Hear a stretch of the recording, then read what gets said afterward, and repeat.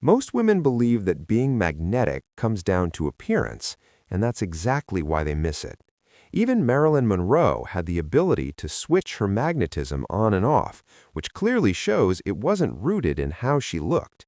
It was something entirely different, something much deeper and psychological. And in this video, I'm going to break down exactly what that really is.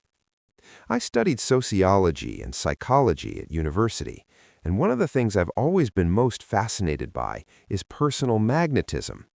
As I started observing more closely how people actually experienced one another, I began to notice a repeating pattern that showed up in nearly every environment I was in. On one side, you have the woman who, objectively, is doing everything right. She looks great, sounds great, communicates effectively, is socially aware, and is genuinely interesting. And yet, on a deeper level, she still feels forgettable. She feels replaceable, like she's constantly being overlooked despite everything she's doing. Then, on the other side, there's the woman who doesn't seem to be trying very hard at all, and yet effortlessly she draws people in. There's this natural, almost gravitational pull about her. She shifts the entire atmosphere the moment she enters a room.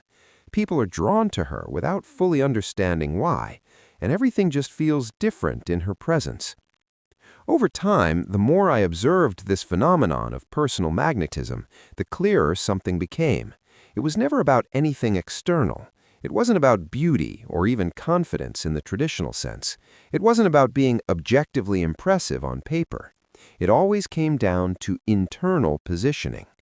I've talked about internal positioning throughout many of my psychology videos, where I break down different types of women and the psychological states they operate from. And it always comes back to this: it's internal, never external. When we're talking specifically about the psychology of a magnetic woman, she operates from essence rather than personality. So before we dive into behaviors, it's important to understand what that actually means. Real magnetism doesn't come from personality, it comes from essence, and that distinction is exactly why some women naturally have it. Your personality is how you've adapted. It's what you've learned.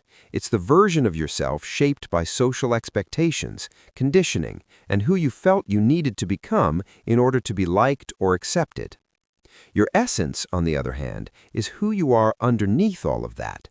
It's who you are in your most natural state, without filtering yourself, without adjusting, without performing a version of who you think will be accepted or validated. And the more connected you are to that essence, the more coherent your presence becomes.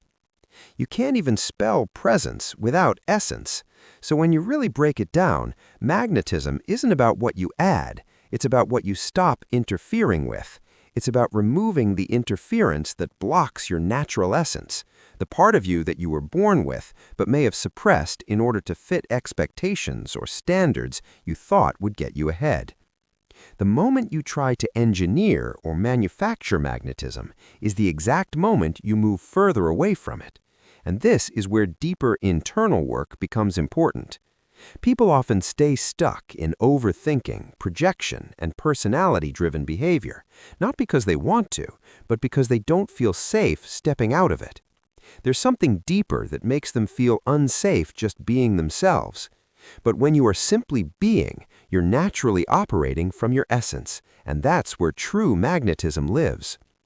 For me, therapy was one of the biggest turning points. Before becoming self-aware, I had no idea why I was behaving in certain ways. I didn't recognize when I was over-adjusting, performing, or trying to be perceived in a specific way. You don't always know why you're doing these things, and therapy can help uncover those answers and bring clarity. If you've been considering it, take this as your sign. I highly recommend it. And specifically, I want to mention Grow Therapy because it's a platform I trust and it makes the whole process much more accessible. You can choose from over 25,000 therapists and filter based on what actually matters to you, like identity, preferences, and specialties. One of the best parts is the transparency.